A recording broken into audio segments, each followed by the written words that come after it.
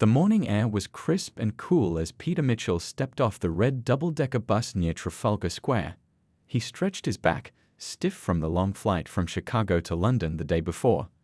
At 57, Peter wasn't as flexible as he used to be, but nothing could dampen his excitement about finally visiting England, a trip he dreamed about since he was a boy watching British television shows with his grandfather. Peter pulled out his phone and snapped a quick photo of the famous lion statues, then checked his meticulously planned itinerary. Buckingham Palace was first on today's list. He'd read all about the changing of the guard ceremony and had timed his visit perfectly. The guidebook he'd studied for months was already dog-eared, with notes scribbled in the margins and colorful tabs marking important pages. "Excuse me, which way to the palace?" he asked a street vendor selling Union Jack souvenirs. The vendor pointed down the mall, the tree-lined avenue leading to the palace. "Straight that way, mate. Can't miss it. About a 15-minute walk." Peter nodded his thanks and began walking, his expensive camera bouncing against his chest with each step. He'd spent nearly $2,000 on this camera specifically for this trip, his trip of a lifetime, as he called it whenever anyone asked. And people asked a lot. Peter had talked about little else for the past year, telling colleagues and neighbors about his plans to see the real England. The thing was, Peter's idea of real England was stuck somewhere in the 1950s, all white faces, posh accents, and rigid traditions. It was an England that existed mainly in the old movies he watched and the outdated books he read. The actual diverse, modern London unfolding around him seemed to irritate him rather than fascinate him. As Peter approached the palace gates, he noticed the gathering crowd. Tourists from every corner of the world stood with phones and cameras ready, waiting for a glimpse of the famous royal guards in their distinctive red uniforms and tall bearskin hats. He pushed his way forward, muttering under his breath about tourists ruining everything, without the slightest awareness that he himself was the very definition of a tourist. When he finally reached the front of the crowd, he saw a row of guards standing at attention outside the palace gates. One guard stood closest to Peter, a young black man with perfect posture, his face set in the famously stoic expression of the Queen's Guard. For a moment, Peter just stared. In all his research and preparation, in all the images he'd studied of royal guards, he had somehow failed to imagine or accept that the guards might reflect the actual diversity of modern Britain. Something hardened in Peter's expression, his lips pressed into a thin line as he raised his camera and began taking photos, the flash going off repeatedly despite the no flash photography signs posted nearby. "I can't believe they let him wear the uniform," Peter said loudly to no one in particular, though clearly intending to be heard. A few nearby tourists glanced at him uncomfortably. The guard, Lance Corporal Anthony Thomas, though Peter didn't bother to learn his name, didn't flinch. His eyes remained fixed straight ahead, his stance perfect as he'd been trained. 6 years in the British Army, top marks at military academy, and specially selected for Royal Guard duty, none of these achievements were visible in the red uniform and bearskin hat, and Peter didn't care to imagine they existed. Peter moved closer, breaking the respectful distance other tourists maintained. "Hey you," he called out, his voice carrying across the courtyard. "How'd you end up here? Shouldn't you be somewhere else?" A mother pulled her young child away from the scene. An elderly couple exchanged worried glances. A group of teenagers stopped their chatting to stare at Peter with obvious disapproval. But Lance Corporal Thomas remained perfectly still, his discipline unbroken despite the growing tension. His training had prepared him for all types of public interactions, including, unfortunately, people like Peter. What Peter didn't notice was the palace staff member speaking quietly into a radio, or the woman nearby who had begun filming the incident on her phone. He didn't notice the 2 uniformed police officers beginning to make their way through the crowd toward him. Peter Mitchell had come to London looking for his imaginary version of Britain. Instead, he was about to get a very real lesson in British values, and it would not be the experience he had expected. Peter's camera flashed again and again as he moved even closer to the guard. The mid-morning sun beat down on the palace grounds, making the guard's red uniform look even brighter. Sweat beaded on Lance Corporal Thomas's forehead under the heavy bearskin hat, but his expression never changed. His eyes remained fixed straight ahead, looking at something far in the distance that only he could see. "Hey, I'm talking to you," Peter said, his voice rising. A family from Spain stepped away from him, the mother whispering something to their children. How'd someone like you end up as a royal guard? Isn't this supposed to be about tradition? The word tradition came out of Peter's mouth like something bitter he needed to spit out. A few tourists turned to stare at him now, their faces showing a mix of shock and disapproval. But Peter didn't notice or didn't care. I paid good money to see the real England, he continued, stepping even closer, now just a few feet from the guard. Not this version. You people are everywhere now, aren't you? Lance Corporal Thomas remained perfectly still. 6 years in the military had taught him discipline few civilians could understand. 3 of those years had been spent in combat zones. Standing motionless while an angry tourist hurled insults was difficult, but nowhere near the hardest thing he'd ever done. Can you even speak English properly? Peter asked mockingly, raising his voice even louder. Or did they just put you here for show? Some kind of political correctness stunt? By now, a circle had formed around Peter. Other tourists were backing away, creating a visible gap between themselves and him. A young woman from Canada looked around desperately for a police officer or palace staff member. An older gentleman from Liverpool had already taken out his phone and was recording the scene, his hands shaking with anger. You should go back to wherever you came from, Peter continued, emboldened by the guard's silence, misinterpreting it as weakness rather than extraordinary self-control. Let a real British man do this job. What Peter couldn't see was the slight tightening of Lance Corporal Thomas's jaw, the only outward sign of the emotions churning inside him. Thomas came from a family with 3 generations of military service. His grandfather had fought for Britain in World War II, facing discrimination even while wearing the uniform. His father had served for 25 years, rising to the rank of captain. And now Thomas himself had earned his place in the elite Queen's Guard through merit, discipline, and sacrifice. Sir, please step back from the guard. The voice came from behind Peter. He turned to see a palace staff member in a dark suit, her expression professional but firm. I'm just taking pictures, Peter protested, waving his camera. I'm allowed to take pictures. You're causing a disturbance, the staff member explained calmly. And your comments are inappropriate. Please move back behind the barrier. Peter's face flushed red. I paid taxes my whole life for this, he said loudly, gesturing toward Lance Corporal Thomas. This is what's wrong with the world today. No respect for history. 2 police officers were making their way through the crowd now, their pace unhurried but purposeful. The woman from Liverpool who had been recording everything caught their eye and nodded toward Peter. Last chance, sir, the palace staff member said quietly. Step back or you'll be escorted from the grounds. Peter turned back to the guard, his face inches from the perfectly polished buttons on the red uniform. You're not what I came to see, he hissed. You don't belong here.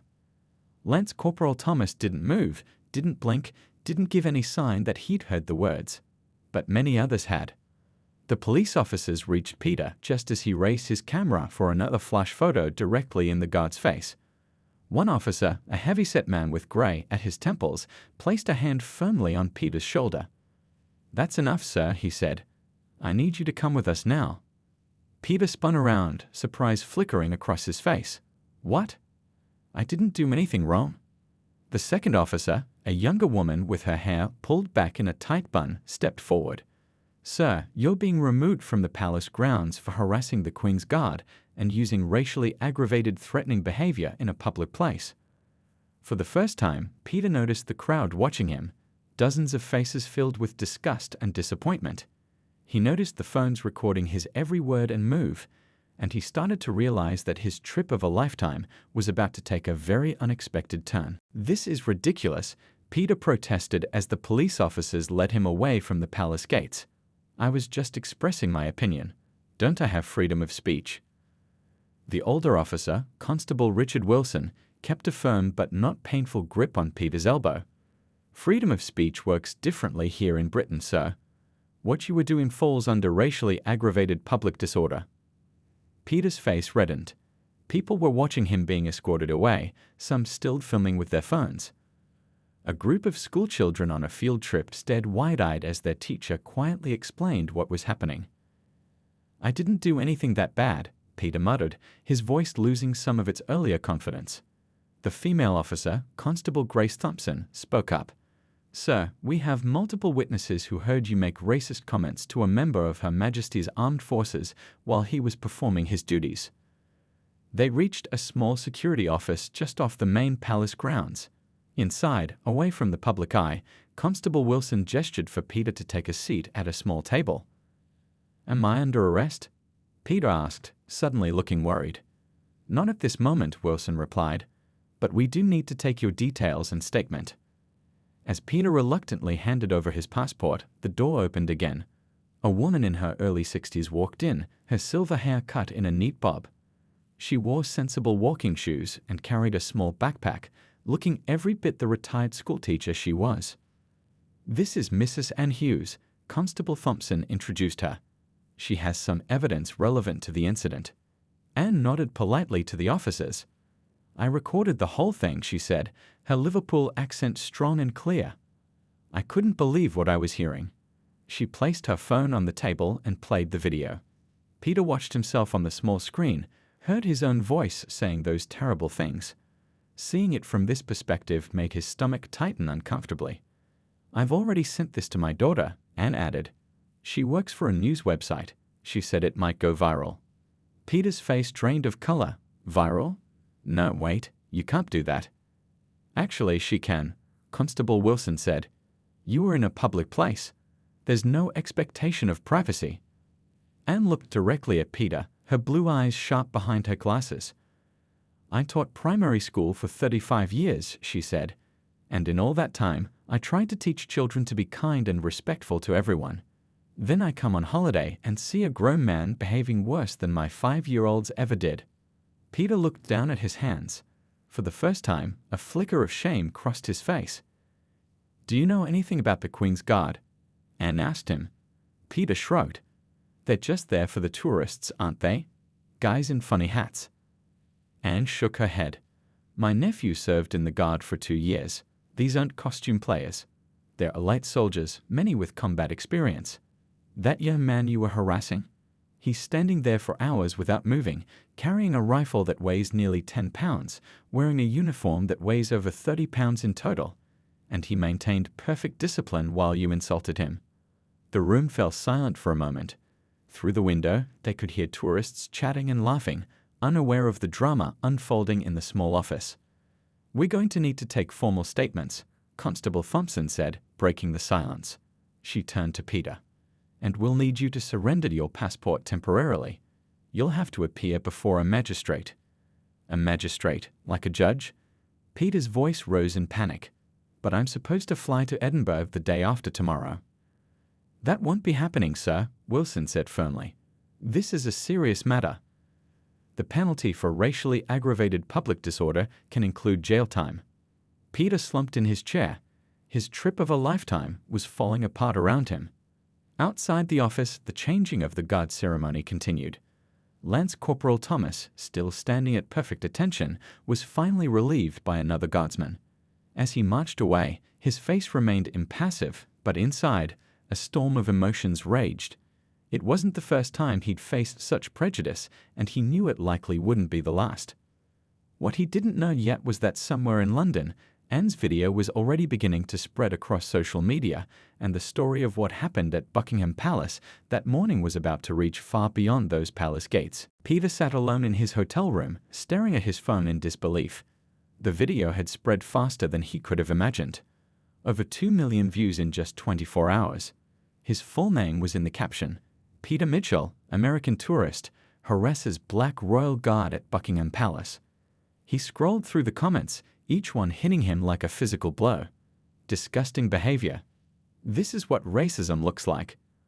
Hope he gets deported. Imagine traveling to another country just to disrespect their military. Peter tossed the phone onto the bed and walked to the window. The London skyline spread out before him, beautiful and indifferent to his troubles. His carefully planned itinerary lay abandoned on the desk. Today he was supposed to be touring the Tower of London, tomorrow Westminster Abbey. Instead, he was essentially under hotel arrest, his passport in police possession, waiting for his court appearance in 2 days. A knock at the door startled him. Peter hesitated before opening it, half expecting to find reporters or angry protesters. Instead, it was a hotel staff member with an envelope. "Message for you, sir," the young man said, his expression carefully neutral. Peter wondered if he had seen the video too. Back inside, Peter opened the envelope. It contained a formal letter from the British Armed Forces Veterans Association condemning his actions in the strongest possible terms. The letter informed him that they had launched a fundraiser in response to the incident, raising money for diversity initiatives in the military. It had already collected over £15,000. Peter's phone rang. It was his sister calling from Chicago. "Pete, what were you thinking?" she asked as soon as he answered. "No, hello, no, how are you? You're all over the internet. Mom's upset. Your boss called me asking what's going on, and your face is on every news site." "It's being blown out of proportion," Peter said weakly, but even he didn't believe it anymore. "You know better than this," his sister continued. "Dad didn't raise us to act like that." The mention of their father, a kind man who had taught them to treat everyone with respect, made Peter's chest tighten with shame. "I don't know what happened to me, Liz," he admitted quietly. I had this picture in my head of what England was supposed to be like, and when it wasn't matching up, I got angry." "Well, now you've got a real mess on your hands," Liz said. "Have you apologized?" Peter hadn't, not to anyone. After hanging up, he sat on the edge of the bed, thinking about Lance Corporal Thomas, the man he had harassed. He thought about the guard's perfect discipline, how he had maintained his composure despite Peter's ugly behavior. And for the first time, Peter wondered about the man behind the uniform. His thoughts were interrupted by another knock, louder this time. Peter opened the door to find Constable Wilson. "Mr. Mitchell," the officer said formally, "there's someone who would like to speak with you, if you're willing." Standing beside the officer was a tall, distinguished-looking black man in his 60s, wearing a blazer with military medals pinned to the chest. "Mr. Mitchell, this is Captain Robert Thomas, retired," Constable Wilson introduced. "Lance Corporal Thomas's father." Peter felt his mouth go dry. Captain Thomas's expression was stern but not angry. "May I come in? I believe we have some things to discuss."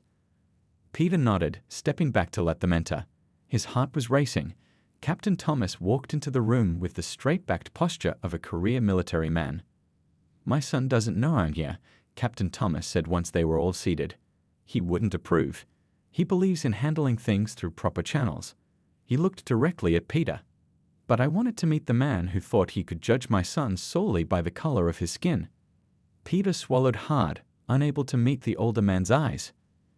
"Do you know what it takes to become a member of the Queen's Guard?" Captain Thomas asked. Peter shook his head. "My son graduated at the top of his class at Sandhurst Military Academy. He served 2 tours in combat zones. He was personally selected for the Queen's Guard because of his exemplary record." Captain Thomas's voice was calm but intense.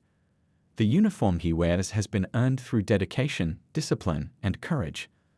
For the first time since the incident, Peter felt the full weight of what he had done. This wasn't about his ruined vacation anymore. It was about a real person, a soldier, whom he had disrespected in the worst way possible.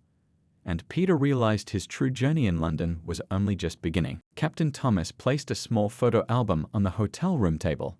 Peter looked at it uncertainly, then back at the captain's weathered face.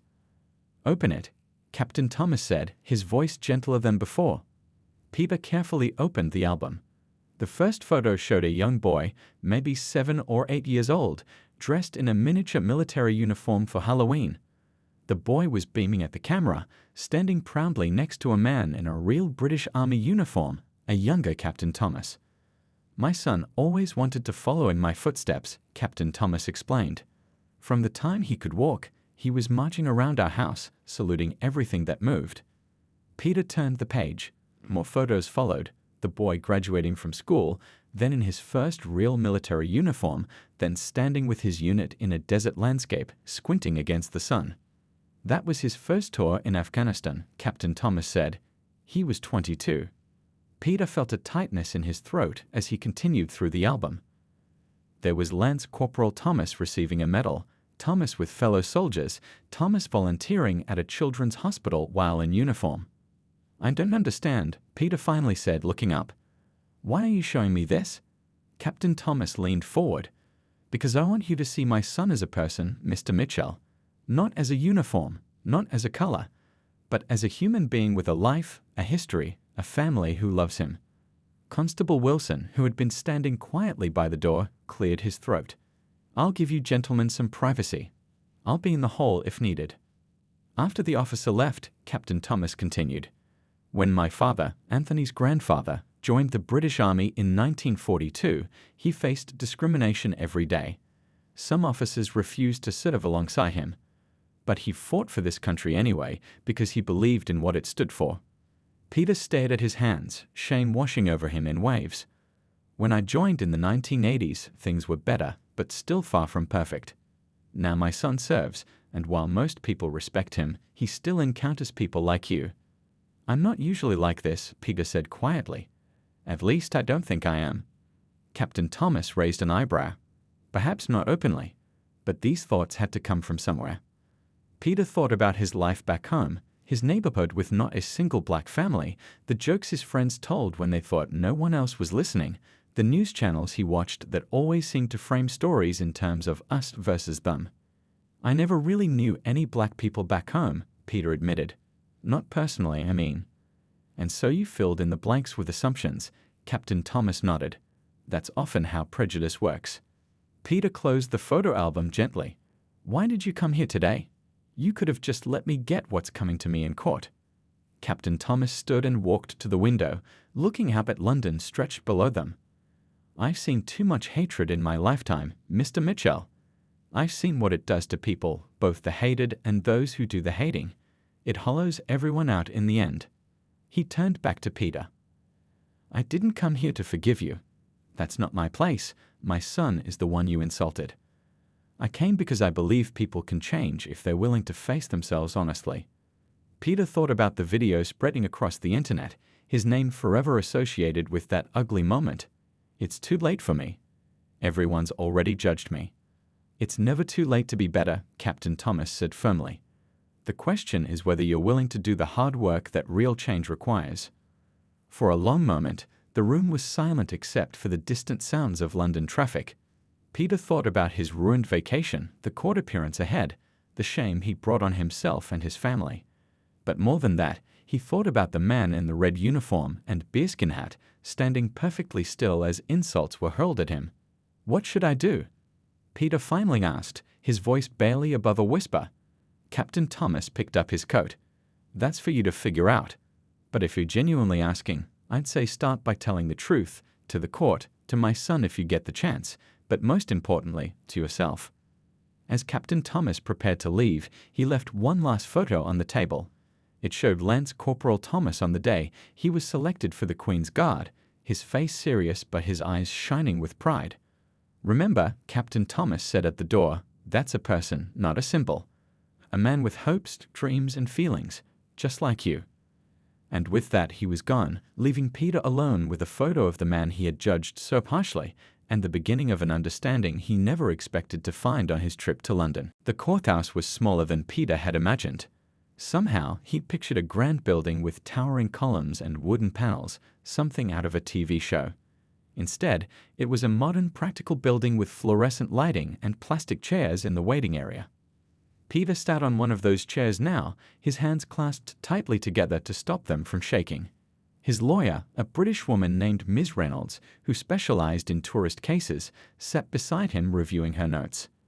"Remember what we discussed," she said quietly. "Full admission of guilt, genuine remorse, and your willingness to make amends." Peter nodded. After his conversation with Captain Thomas 2 days ago, he'd spent hours thinking about what to do. In the end, he decided that hiding behind excuses would only make things worse. He'd done something terrible, and he needed to own up to it. "All rise," called the court officer as the magistrate entered. The next 30 minutes were a blur of legal terms and formal statements. The prosecution laid out the case against Peter, describing his actions at Buckingham Palace. The video was played on a screen for the court to see. Peter couldn't bear to watch it and kept his eyes fixed on his hands. When it was his turn to speak, Peter stood shakily. Mr. Mitchell, do you have anything to say before I determine the appropriate penalty? The magistrate asked, peering at him over reading glasses. Peter cleared his throat. Yes, Your Honor. He had practiced this speech in his hotel room, but now the carefully prepared words wouldn't come. Instead, he spoke from the heart. What I did was wrong, not just against the law, but morally wrong. I disrespected a soldier who serves this country with honor. I let my prejudice take over, and I'm deeply ashamed. The courtroom was silent. Out of the corner of his eye, Peter noticed reporters scribbling notes and a few people recording on their phones. Whatever he said here would likely end up online too. I spent the last few days thinking about why I acted that way, Peter continued. The truth is, I've been carrying around ideas that I never really questioned. I grew up in a place where I didn't interact with people who looked different from me, and I filled in the blanks with stereotypes and assumptions. Peter paused, taking a deep breath. But that's no excuse. Lance Corporal Thomas deserved my respect, not my insults. He showed more dignity standing silent than I showed in my entire life. I can't undo what I did, but I want to apologize publicly and face whatever consequences are appropriate. Peter noticed a man sitting in the back of the courtroom, Captain Thomas. Their eyes met briefly before Peter looked back at the magistrate. I'd also request permission to write a letter of apology to Lance Corporal Thomas, and I'd like to make a donation to the fundraiser that the Veterans Association has started in response to this incident. The magistrate studied him for a moment. Mr. Mitchell, while your words seem sincere, actions have consequences. This court takes racially aggravated public disorder very seriously, particularly when directed at a member of the armed forces performing his duties. Peter nodded, bracing himself. I am fining you £2,000 to be paid immediately. You will receive a 12-month suspended sentence, meaning if you commit any further offenses in the United Kingdom during that period, you will face jail time. Your passport will be returned to you on the condition that you attend a restorative justice meeting before leaving the country. Ms. Reynolds leaned over to whisper, that's a meeting with Lance Corporal Thomas if he agrees to it. Peter's heartbeat quickened. The idea of facing the man he had insulted was terrifying but necessary. As the court session ended, reporters crowded around Peter, shouting questions. His lawyer guided him through the crowd toward a side door, but before they could exit, Peter spotted Anne Hughes, the woman who had recorded the video, standing with her arms crossed. He hesitated, then walked over to her. I just wanted to say you did the right thing by recording what happened, he said. I was wrong, and I needed to be held accountable. Anne's stern expression softened slightly. People can change, Mr. Mitchell. I've seen it happen, but it takes real work. I'm beginning to understand that, Peter replied. Outside the courthouse, camera flashes greeted him. The story of the racist American tourist had captured public attention, and his face was now recognizable across Britain. His humiliation was complete, but strangely, Peter felt lighter than he had in days. The real test, however, still lay ahead, facing Lance Corporal Thomas himself. 6 months had passed since the incident at Buckingham Palace. The London air was crisp with autumn as Peter Mitchell walked through Green Park, his heart pounding with each step. He was back in England, but this time with a very different purpose. After returning to Chicago, Peter had found himself changed in ways he hadn't expected. The experience had shaken him to his core.